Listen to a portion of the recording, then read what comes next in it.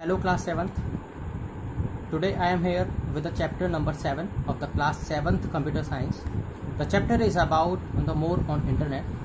तो last video में हमने इस चैप्टर का मोर देन 50% टॉपिक क्लियर किया था, एक्सप्लेनेशन किया था. Now we will start from the searching informative videos using a tablet. So इस टॉपिक में इस हेडलाइंस में हम क्या पढ़ने वाले हैं कि टैबलेट की हेल्प से हम कैसे वीडियोस और इन्फॉर्मेशन सर्च कर सकते हैं. The tablet is being more and more widely used as a self-tutor nowadays. Tablet का हम यूज़ ज़्यादा से ज़्यादा यूज़ कर सकते हैं, ज़्यादा से ज़्यादा यूज़ कर रहे हैं और एक सेल्फ ट्यूटर की तरह ये हमें हर दिन कुछ ना कुछ नया सिखाता है. Using a tablet you can search for any information that you want for your study purpose. हम टैबलेट की हेल्प से बहुत सारी इन्फॉर्मेशन सर्च कर सकते हैं जो कि हमारी स्टडी में बहुत मदद करती है. For example, let us search informative videos on rotation of the earth. Tablet की हेल्प से हम इंफॉर्मेशन सर्च कर सकते हैं, वीडियो सर्च कर सकते हैं और यहाँ पर एक एग्जांपल भी दिया हुआ है कि रोटेशन ऑफ अर्थ की वीडियो भी हम सर्च कर सकते हैं. लेकिन सर्च किस तरीके से हम कर सकते हैं, इंफॉर्मेशन कैसे सर्च करते हैं और वीडियोस कैसे सर्च करते हैं, दोनों का अलग अलग मेथड है. इन्फॉर्मेशन सर्च करने के लिए मैंने आपको बताया था कि उसे गूगल पर जाकर के हमें उसे जो भी सर्च वाला टॉपिक है उसे टाइप करना होता है और फिर सर्च का बटन प्रेस करना होता है. लेकिन वीडियोस को सर्च करने के लिए हमें एक स्पेशल एप्लीकेशन की ज़रूरत होती है जिसे हम बोलते हैं यूट्यूब. तो यहाँ पर क्या है, to search for informative videos on the topic rotation of the earth follow the given steps. Tap the dash this one icon. You can see here the 3 and the 6 dots, 3 upper and 3 lower dots icon at the top right corner of the opening screen of a tablet. आपके tablet में ये 6 dot वाला icon बना हुआ होता है. इस पर जब भी आप क्लिक करेंगे तो आपको बहुत सारे ऐप्स उसमें जो क्लोज होते हैं वो आपको दिखाई देंगे. Step number 1, a screen appear with 2 taps. 2 taps से आपको स्क्रीन अपीयर होगी. पहला apps and second is widget. Apps में जाकर के आपको यूट्यूब वाला आइकन पर क्लिक करना होगा. You can see the YouTube icon on the screen of the tablet. तो आपको ये वाला आइकन यहाँ पर you can see here it is the YouTube icon. तो ये आइकन आपको दिखेगा और इसके बाद आप इस पर क्लिक करेंगे तो एक यूट्यूब की एप्लीकेशन ओपन हो जाएगी. Step number 2, type rotation of the earth in the search box. Search box में आपको यहाँ पर सबसे ऊपर यहाँ पर जहाँ एरो है स्टेप नंबर 2 का, यू कैन सी हियर यहाँ पर एरो जो है इस पर आपको टाइप करना है जो भी आपका सर्च वीडियो वाला जो कंटेंट है या जो कमांड है, rotation of earth in the search box. जब हम सर्च करते हैं तो एक वर्चुअल कीबोर्ड आता है. वर्चुअल कीबोर्ड का मतलब है जो स्क्रीन पर कीबोर्ड आता है, जैसे नॉर्मल एंड्रॉयड फ़ोन्स में आता है, आईफोन्स में आता है. इसी तरीके का एक कीबोर्ड जिसे हम वर्चुअल कीबोर्ड बोलते हैं वो इसमें भी आता है. तो इसकी हेल्प से हम टाइप कर लेंगे रोटेशन ऑफ द अर्थ. जैसे हम इस पर सर्च पे क्लिक करेंगे, कीबोर्ड में सर्च का बटन होता है. यहाँ पर you can see here step number 3, tap here. यहाँ पर सर्च का एक बटन है, एक मैग्निफिकेंस ग्लास की तरीके से, एक सर्च ग्लास की तरीके से एक बटन होता है. उसको हम प्रेस करेंगे तो यहाँ वीडियो सर्च होने लगेगी और जब इस पर हम क्लिक कर देंगे तो बहुत सारी रोटेशन ऑफ अर्थ से रिलेटेड वीडियोज़ आ जाएंगी. Select N appropriate video and learn more about the topic. आप किसी भी जो भी वीडियो आपको सही लगती है कि इसमें कंटेंट सही होगा, इसमें सही तरीके से एक्सप्लेन करेंगे, आप उसे टैप करके ओपन कर सकते हो और उसमें बहुत सारी चीज़ें सीख सकते हो. The video is played before you. Before you that means जो वीडियो आपने पहले नहीं देखी है उस वीडियो को देख लीजिए. Now the second use of the internet is finding the peoples. मैं अपने पिछली वीडियो में एक्सप्लेन कर चुका हूँ तो इस वीडियो में एक्सप्लेन नहीं करूँगा. मैंने आपको बताया था 2 तरीके के एप्लीकेशंस यूज़ होते हैं, 2 तरीके के वेबसाइट्स हैं, एक people and then second is Lullar. ये दोनों ही पीपल सर्च करने के लिए, telephones numbers, email IDs, peoples around the world search करने के लिए यूजफुल वेबसाइट्स हैं. So now come to the main topic is the downloading. ये भी मैंने आपको एक्सप्लेन कर दिया था कि डाउनलोडिंग क्या है और ये किस तरीके से हम इसमें डाउनलोड कर सकते हैं चीज़ों को.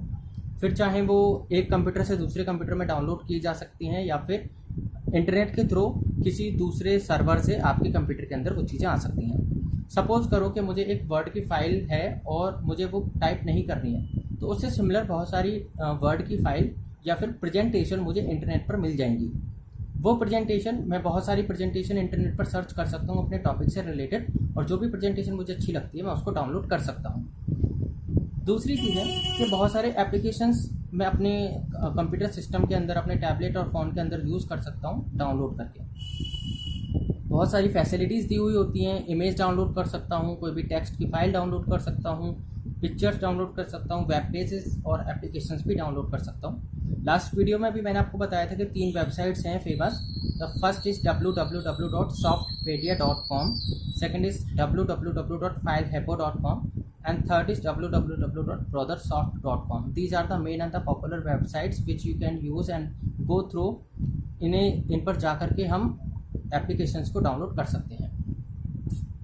These are the interfaces of the Softpedia and FileHippo's websites. पहला जो इंटरफेस है वो सॉफ्टपीडिया का है। आप यहाँ पर कोई सा भी एप्लीकेशन या सॉफ्टवेयर टाइप करके सर्च करके डाउनलोड कर सकते हैं। सिमिलरली यू कैन, आप फाइल हिप्पो पर जाएंगे तो वहाँ भी सर्च का ऑप्शन मिलता है। सर्च का ऑप्शन इसलिए दिया जाता है क्योंकि n नंबर ऑफ बहुत सारे सॉफ्टवेयर दिए हुए होते हैं, उनमें से जो भी आपको रिक्वायर्ड सॉफ्टवेयर है आप उसे सर्च करके डाउनलोड कर सकते हैं। Now the next point is the cloud computing. Cloud computing क्या होता है? Cloud computing is a technology that use the internet to main data and applications. Cloud computing एक ऐसी टेक्नोलॉजी है जो इंटरनेट का यूज़ करता है डेटा और एप्लीकेशंस को स्टोर करने के लिए। Cloud computing provide software, data access and storage devices to the user as per the location of their preferences, durations of their linking and applications of their choices. तो cloud computing क्या है कि देखिए, जैसे हम व्हाट्सएप चलाते हैं तो उसके जितने भी मैसेजेस होते हैं वो या तो हमारे फ़ोन के अंदर स्टोर होंगे या फिर क्लाउड कंप्यूटिंग में स्टोर होंगे। इसी तरीके से जब भी कोई चीज़ हम डाउनलोड करते हैं तो वो क्लाउड कंप्यूटिंग से हमारे सिस्टम के अंदर आती है। इसी तरीके से जो यूट्यूब पर जितनी भी वीडियोस आप देखते हैं तो वो सबसे पहले एक कंप्यूटर से, एक फ़ोन से क्लाउड कंप्यूटिंग के अंदर अपलोड की जाती हैं, फिर वहाँ से हम इन्हें एक्सेस कर सकते हैं। ठीक है, तो जो हम सर्च करके फ़ोन में यूट्यूब से चलाते हैं और एप्लीकेशंस डाउनलोड करते हैं या गूगल सर्च का ऑप्शन यूज़ करते हैं, तो वो सभी हमें कहाँ से एक्सेस होता है, हम इन्फॉर्मेशन कहाँ से आती है? क्लाउड कंप्यूटिंग से। तो वो पहले सारी इन्फॉर्मेशन क्लाउड कंप्यूटिंग पे डाली जाती है, वीडियोस क्लाउड कंप्यूटिंग पे डाली जाती हैं, अपलोड की जाती हैं, उन्हें बोलते हैं अपलोड करना, और वो सारी चीज़ें फिर हम उन्हें यूज़र देख सकते हैं। लोकेशन के अकॉर्डिंग होती हैं, वो ड्यूरेशन के अकॉर्डिंग होती हैं, और एक एप्लीकेशन दूसरे, मतलब एक कंप्यूटर दूसरे कंप्यूटर से कनेक्ट है तो उसके अकॉर्डिंग भी वो डेटा डाउनलोड किया जा सकता है, देखा जा सकता है। The word cloud in cloud computing refers to the internet. जो क्लाउड इसमें वर्ड यूज़ किया गया है वो इंटरनेट के लिए यूज़ किया गया है। The goal of cloud computing is to provide easy access of resources. Cloud computing का मतलब क्या है, ये क्यों यूज़ किया जाता है? ताकि सभी डेटा को बहुत ईजी तरीके से एक्सेस किया जा सके और उसे डाउनलोड किया जा सके। For example, you can access your email wherever and whenever you need it. आप अपनी ईमेल आईडी से कहीं भी कैसे भी एक्सेस कर सकते हैं अगर आपको उसका पासवर्ड पता है। तो डजंट मैटर कि आप कहाँ पर हैं, लेकिन आप अराउंड ग्लोबली और अराउंड द वर्ल्ड आप उसे कहीं भी यूज़ कर सकते हैं, क्योंकि उसमें सारा डेटा क्लाउड में होता है और क्लाउड पूरे ग्लोबली चीज़ें एक्सेस करवाता है। Now what are the characteristics of the cloud computing? क्या क्या कैरेक्टरिस्टिक्स हैं इसके? Cloud computing is device independent. जो क्लाउड कंप्यूटिंग है वो किसी भी डिवाइस में चल सकता है। That is resource can be access from any type of the computer. वो किसी भी टाइप के कंप्यूटर से उसे ओपन किया जा सकता है और डाउनलोड की जा सकती है। There is no fix cost of cloud computing. इसकी कोई ज़्यादा फिक्स कॉस्ट नहीं होती है, अलग अलग कॉस्ट होती हैं और कभी कभी तो ये फ्री भी होती हैं। It depends on the uses. इसके यूजेस के ऊपर डिपेंड करता है। अगर कम लोग इसको यूज़ करते हैं तो उसकी कॉस्ट नथिंग होगी, नल होगी। अदरवाइज इसको ज़्यादा यूज़ करते हैं क्लाउड कंप्यूटिंग तो फिर इसकी कॉस्ट लगा देते हैं। Resources are always available whenever you need them. जब भी आपको ज़रूरत होती है तो आप इसको एक्सेस कर सकते हो। इसका मैं एग्जांपल देता हूँ, जैसे हमारी यूट्यूब की वीडियोस। अभी जो वीडियोस मैं यहाँ पर बना रहा हूँ, आप मुझे सुन रहे हो, ये मैंने बहुत टाइम पहले बनाई हुई है और आप इसे आज देख रहे हो, और आप इसे 2 years लेटर भी देख सकते हो और 10 years लेटर भी देख सकते हो, क्योंकि ये डेटा अब क्लाउड कंप्यूटिंग में स्टोर हो चुका है और आप इसे कभी भी किसी भी टाइम देख सकते हो। बस आपको क्या करना है, यूट्यूब ओपन करना है और टाइप करना है कि क्लास 7th की दिस वीडियो मेड बाय तरुण वर्मा, तो आप इसे कभी भी किसी भी टाइम एक्सेस कर सकते हो। Resources can be share with the other person, और आप ये जो रिसोर्सेज हैं आप इनको किसी को भी शेयर कर सकते हो, जैसे आप मेरी वीडियो शेयर कर सकते हो या नोट्स शेयर कर सकते हो। तो ये सारी चीज़ें क्लाउड कंप्यूटिंग की तरह हो सकती हैं। Capacity, processing power, storage network can be increase और डिक्रीज वेरी ईजीली। तो हम इसमें कैपेसिटी और capacity means processing power, storage, कितनी फाइलें हम डाउनलोड और अपलोड करते हैं, कैसा नेटवर्क हम यूज़ करते हैं, वो सभी चेंज किए जा सकते हैं। अब टाइप ऑफ क्लाउड, कितने तरीके के क्लाउड होते हैं और वो कैसे यूज़ किए जाते हैं। 4 टाइप्स के क्लाउड की बात की गई है इस टॉपिक में। Public cloud, private cloud, community cloud और हाइब्रिड क्लाउड। पब्लिक क्लाउड क्या है? In public cloud the resources are made available to general purpose और इंटरनेट, मतलब नॉर्मल तरीके से जो नॉर्मल एक स्टूडेंट यूज़ कर सकता है या जो होम यूज़र है, जो छोटी मोटी इन्फॉर्मेशन डाउनलोड करने के लिए। प्राइवेट क्लाउड क्या है? Private cloud, in private cloud a distinct and secure cloud based environment is used by the single organisation. एक कंपनी है, वो चाहती है कि मेरा डेटा कोई दूसरा एक्सेस ना कर पाए, लेकिन कंपनी के यूज़र ही उसे यूज़ कर पाए, तो उसे बोलते हैं, उसके लिए खुद का वो परचेज करते हैं private cloud. Community cloud, in community cloud private clouds are combined together, तो इसमें प्राइवेट और पब्लिक क्लाउड दोनों कंबाइन होते हैं। They are build specifically for the definite number of the community having the common concern. तो जैसे suppose करो कि एक कंपनी है, एक कंपनी इंडिया में है और दूसरी कंपनी जो है वो ईरान में है या ऑस्ट्रेलिया में है, तो केवल इंडिया और ऑस्ट्रेलिया के बीच में ही जो कंपनियां हैं वो दोनों एक दूसरे को डेटा शेयर कर सकती हैं, तो उसके लिए कम्युनिटी क्लाउड बना दिया गया। Hybrid cloud, in hybrid cloud 2 और मोर क्लाउड्स, 2 से ज़्यादा क्लाउड जिनमें पब्लिक, प्राइवेट और कम्युनिटी सभी तरीके के कॉम्बिनेशन होता है, तो इसे कोई भी एक्सेस कर सकता है, कोई भी डेटा इसमें से डाउनलोड कर सकता है। इस पर कोई रिस्ट्रिक्शंस नहीं होता है, कोई पाबंदी नहीं होती है, कुछ भी कर सकते हैं। Introduction to FOSS. अब फॉस क्या हो गया? फॉस क्या है? FOSS stand for free and open source software. Free का मतलब कोई कॉस्ट नहीं देनी है और ओपन सोर्स का मतलब है कोई भी इसको एक्सेस कर सकता है। ओपन सोर्स का मतलब ये होता है कि इसको कोई भी एक्सेस कर सकता है। You have been using many FOSS software like, हम बहुत सारे सॉफ्टवेयर यूज़ करते हैं, फॉसेस भी होते हैं, वो कौन से? Tux Paint, Tux Typing, Scratch, QBasic and Logo, Microsoft Word, Windows, all these are the free of cost and open source software which we can download. अब मैं आपको बताता हूँ फॉस कैसे हैं। WhatsApp is also FOSS, free of cost, कोई पैसे नहीं देने पड़ते और कहीं भी किसी भी फ़ोन में डाउनलोड हो जाता है। यूट्यूब कोई पैसे नहीं देने पड़ते, फ्री में डाउनलोड हो जाता है और इसमें वीडियोस भी देख सकते हैं हम। टेम्पल रन, सबवे सफ़र, ये कुछ गेम्स हैं। पबजी, ये कुछ गेम्स हैं, इनके लिए पैसे नहीं देने पड़ते और ये फ्री में डाउनलोड हो जाते हैं। तो ऐसे चीज़ें जिन्हें हम फ्री में डाउनलोड कर सकते हैं और कभी भी डाउनलोड कर सकते हैं, that is called the FOSS, मतलब free of cost and open source. Free and open source software ensure the user to freely run, study, distribute, changes and improve the software in any way. It basically allow the freedom for the user to. इनमें क्या क्या freedom होता है, क्या क्या users कर सकते हैं? Run the software for any purpose, उस सॉफ्टवेयर को किसी भी तरीके से चला सकते हैं, किसी भी पर्पस से चला सकते हैं। अब व्हाट्सअप किसी भी पर्पस से चला सकते हो, क्लास पढ़ने की वजह से चला सकते हो व्हाट्सअप, अपने फ्रेंड से बात करने के लिए व्हाट्सअप चला सकते हो, ग्रुप बनाकर ग्रुप चैटिंग के लिए व्हाट्सअप चला सकते हो, या अपने रिलेटिव से बात करने के लिए चला सकते हो, या फिर अपना बिजनेस रन करने के लिए व्हाट्सअप चला सकते हो। तो उसे आप कैसे भी रन कर सकते हो। Study how the software works, और आप ये भी सीख सकते हो कि जो सॉफ्टवेयर्स हैं वो किस तरीके से काम करते हैं, अलग अलग तरीके से सॉफ्टवेयर डाउनलोड करके। Distribute the copies of the software together, suppose करिए कि आपके पास व्हाट्सअप है लेकिन आपके फ्रेंड के पास व्हाट्सअप नहीं है, तो आप अपने सिस्टम से ही, आप अपने फ़ोन से उसको व्हाट्सअप शेयर कर सकते हो। Change the improve the software, कभी कभी कुछ जो स्पेशल लोग होते हैं उन्हें डेवलपर बोलते हैं, तो वो एक सॉफ्टवेयर को डाउनलोड कर लेते हैं और उसमें अपने अकॉर्डिंग चेंजेस कर लेते हैं। इंस्टॉल ए फॉस सॉफ्टवेयर, एक फॉस सॉफ्टवेयर को कैसे इंस्टॉल करते हैं, मतलब इंस्टॉल का मतलब इसे डाउनलोड करके अपने सिस्टम के अंदर कैसे वर्किंग बनाते हैं। Let us learn to install scribe, it is free and open source software used for desktop applications. To install the Scribus, follow the given steps. Step number 1, double click the Scrib 1.4.5, ये इसका version होता है। Windows x64, मतलब ये x64 के Windows में capable है चलने के लिए।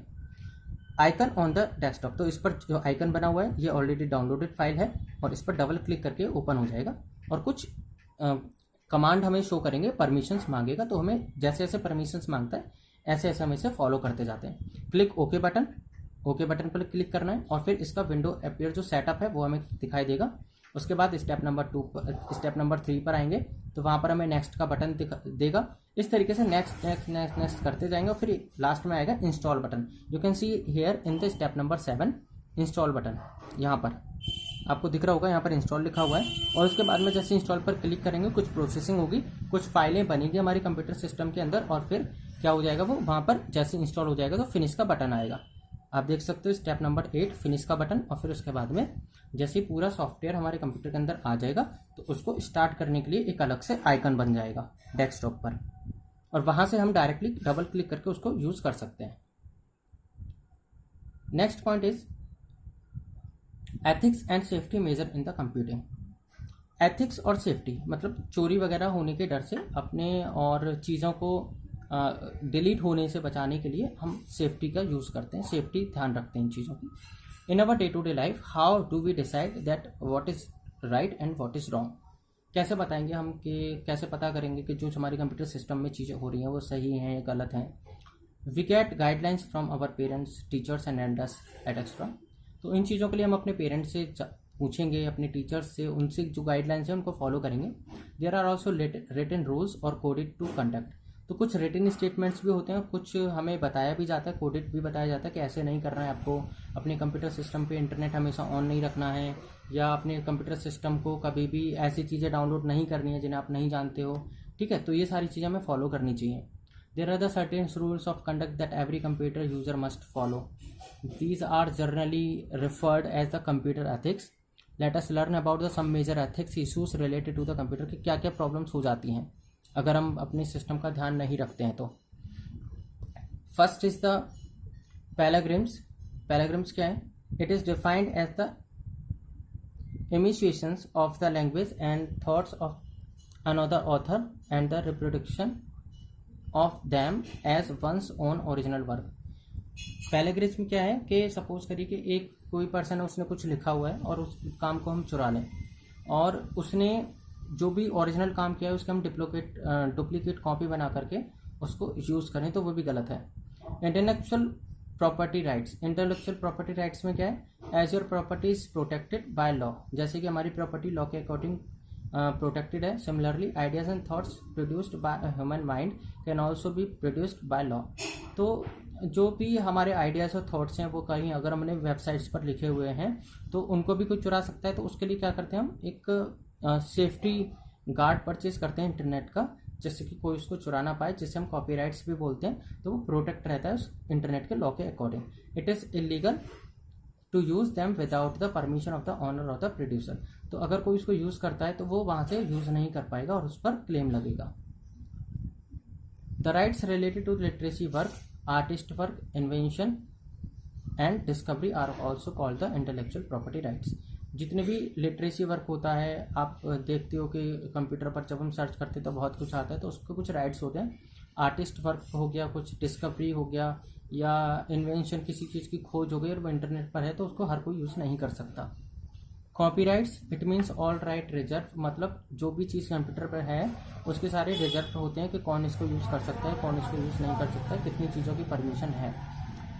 This symbol a small c within a circle shows the material to be sole property of the owner।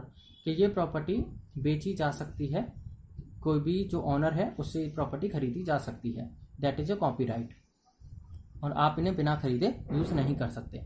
Software privacy, कुछ सॉफ्टवेयर्स बिना पैसे दिए हम डाउनलोड नहीं कर सकते, लेकिन कुछ फ्री में डाउनलोड हो जाते हैं तो उसको हम बोलते हैं सॉफ्टवेयर प्राइवेसी, कि वो बिना पैसे दिए नहीं यूज़ कर सकते। हैकिंग क्या होता है कि जो इलीगल एक्सेस होता है कि भाई मेरे कंप्यूटर कोई दूसरा बंदा चलाने लगे और मुझे पता ही ना चले, तो उसको बोलते हैं हम हैकिंग। फिशिंग क्या होता है? It is a form of the internet fraud where criminals aim to steal the valuable information और क्रेडिट कार्ड्स, यूज़र आईडीज़।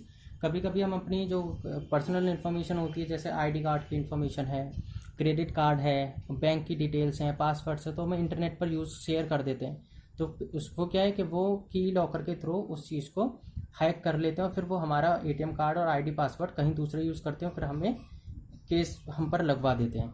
तो ये चीज़ें भी नहीं होनी चाहिए। तो हम यहाँ से क्या सीखते हैं कि हम अपनी पर्सनल इन्फॉर्मेशन नहीं डालनी है और अपने यूज़र एंड पासवर्ड को भी सिक्योर रखना है, प्राइवेट रखना है, किसी को नहीं बताना है। स्पैमिंग क्या है? It is the act of sending large amount of electronic junk file to the people have not ask for. मतलब कि सपोज करिए कि कोई एक मैंने वेबसाइट ओपन करी है कुछ सर्च करने के लिए और मैं उसे देख रहा हूँ और इतने ही ऑटोमेटिकली कोई भी एक फ़ाइल अपने आप डाउनलोड पे लग गई, लेकिन मैंने उसे डाउनलोड नहीं किया है, तो वो भी क्या है कि वो उसे स्पैमिंग बोलते हैं कि ऑटोमेटिकली वो फाइल, वो जंक फाइल होती है, बहुत ज़्यादा हार्मफुल होती है, वो ऑटोमेटिकली डाउनलोड हो जाए। तो हमें कोई भी, और ये सबसे ज़्यादा कहाँ मिलती है? जो वेबसाइट सही नहीं होती हैं, जो सिक्योर नहीं होती हैं, जिन पे प्राइवेसी नहीं होती है। तो हमें कोई भी वेबसाइट्स ऐसी नहीं ओपन करनी चाहिए जिसके बारे में हमें नहीं पता है। सेफ्टी मेजर्स क्या क्या हमें ध्यान रखना है? इंस्टॉल प्रोटेक्टिव सॉफ्टवेयर, एक अच्छे सॉफ्टवेयर्स को यूज़ करना है, उसे एंटीवायरस से इंस्टॉल करना होगा और वायरसेस को आने से रोकना होगा। चूज स्ट्रॉन्ग पासवर्ड, जब भी हम पासवर्ड बनाएं या पासवर्ड कंप्यूटर पर तैयार करें तो स्ट्रॉन्ग होना चाहिए ताकि कोई दूसरा उस पासवर्ड का आइडिया ना लगा पाए कि हमने क्या बनाया है। बैकअप ऑन रेगुलर बेसिस, हमेशा जो चीज़ें हम डिलीट कर देते हैं या जो चीज़ें इंपॉर्टेंट डेटा है उसका बैकअप हमें लेना चाहिए, वो क्लाउड में चेक भी करना चाहिए है या नहीं है। Control access to your machine, कि हमें अपनी मशीन्स पर हर किसी को कंट्रोल नहीं देना है, ठीक है? तो कोई भी हमारे कंप्यूटर को बिना पर्पस नहीं चला सके, तो इसके लिए भी हमें ध्यान रखना है। Use email and internet safety, email ID share कर सकते हैं लेकिन उसका पासवर्ड हमें शेयर नहीं करना है, और जिन लोगों को नहीं जानते उनसे उनके ईमेल भी ओपन नहीं करने हैं।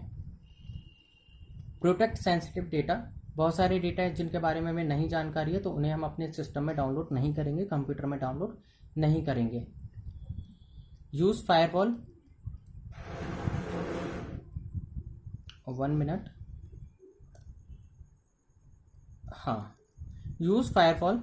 फायरवॉल क्या है? Firewall it is the most basic way to safeguard of your computer. क्या लिखा हुआ है? Firewall is the most basic way to safeguard your computer. हमारे कंप्यूटर का बहुत ज़्यादा सेफ रखता है, इतने सेफ गार्ड की तरह काम करता है। From being access by the burglar specifically via internet, मतलब जो फालतू की चीज़ें हैं उसको इंटरनेट की हेल्प से हमारे कंप्यूटर सिस्टम में आने से बचाता है, क्योंकि सबसे ज़्यादा फालतू की चीज़ें इंटरनेट से ही आती हैं, तो उन सारी चीज़ों को आने से बचाता है क्योंकि गार्ड की तरह काम करता है। It thus prevent a computer system from unauthorised viewing of sensitive data. Sensitive data का मतलब है ये खुद जान जाता है कि कंप्यूटर सिस्टम के अंदर क्या रखना है और क्या डाउनलोड करना है या नहीं करना है, तो उसके लिए भी बताता है कि आप इसे डाउनलोड मत करिए, यह हार्मफुल है। सो आपका चैप्टर यहाँ कंप्लीट हो चुका है। नेक्स्ट वीडियोस में या फिर नोट्स में आपको क्वेश्चन आंसर्स और इसके fill in the blanks and multiple choice questions book exercise भी मिल जाएंगी।